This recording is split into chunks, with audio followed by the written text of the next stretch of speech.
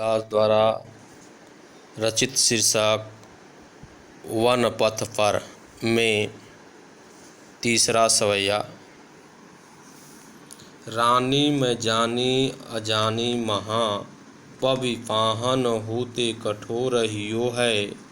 राजहु काज का आज न जान्यो कहयो तिय को जिन कान कियो है।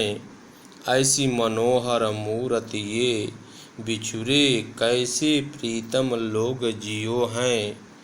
आखिन मैं सखी राखिबे योग इन्हें किम कै वनवास दियो हैं।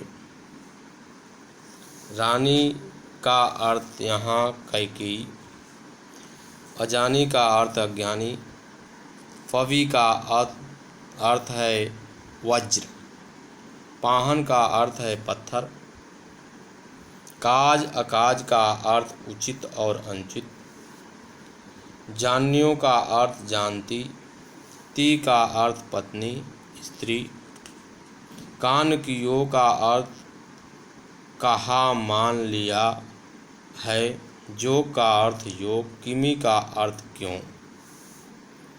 इस पद्यांश का प्रसंग, इस पद्यांश में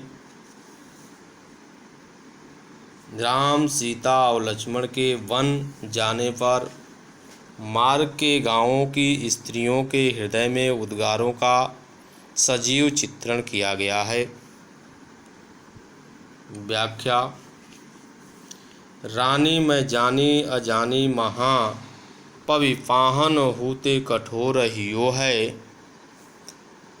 एक सखी दूसरे सखी से कहती है, हे सखी, इन दिव्य मूर्तियों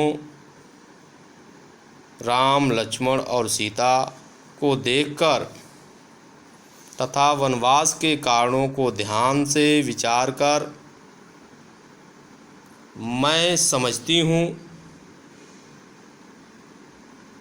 कि रानी कैकेयी अज्ञानी है।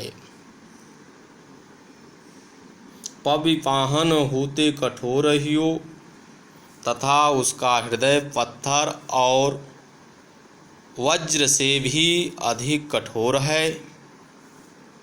राजहु काज काज न जान्यो कहयो तिय को जिन कान कियो है। राजा दशरथ भी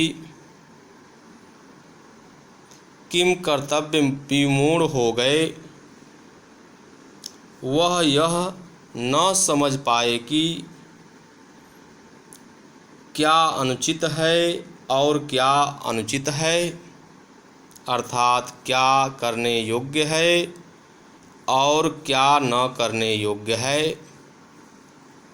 उन्होंने कहयो तिय को जिन कान कियो है, उन्होंने स्त्री के कहने पर क्यों विश्वास कर लिया और उसे क्यों स्वीकार कर लिया, अर्थात स्त्री का कहना मानकर क्यों वनवास दिया।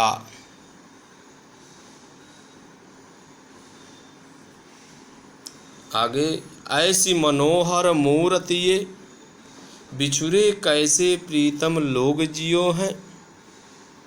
अरे सखी, देख तो ये मूर्तियाँ कितनी सुंदर हैं।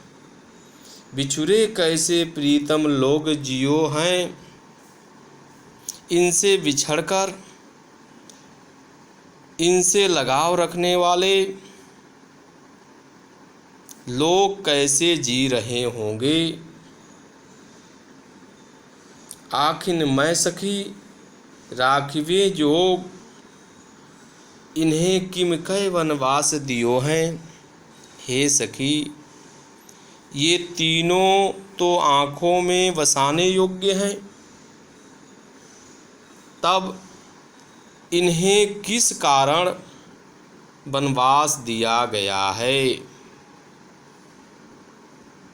काव्यगत सौंदर्य। यहाँ कवि ने ग्रामीण बालाओं की श्री राम के प्रति सहृदयता का सुंदर चित्रण किया है।